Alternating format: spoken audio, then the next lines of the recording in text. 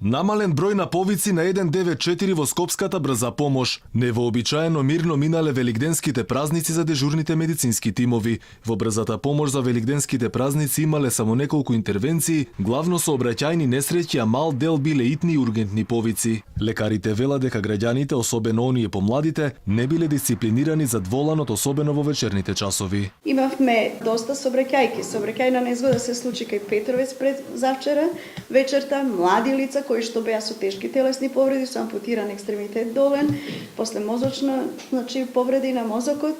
Потоа имавме моторџи доста што се излезени, деца вајда не внимаваат или се префорсираат, а не е редок случај и на инфарктни состојби. Лекарите очекувале повеќе интервенции деновиве како минатите години, и тоа како што велат поради злоупотребата на алкохолот, особено за време на возење. Она што дава посебен белег годинава е тоа што лекарите добивале повици и тоа кои што укажувале симптоми на депресија. Депресивни, расстройства психотични имаше и депресивни особи, што е нормално за овој период. Деновиве мирно било и на токсикологија. Според лекарите, можеби вака мирната состојба во ургентните центри за продолжениот празник се должи на речиси полупразниот град и честите совети да се јаде и пие умерено. Докторите велат се чини граѓаните извлекле поуки како особено за великденските празници да се однесуваат на празничната трапеза.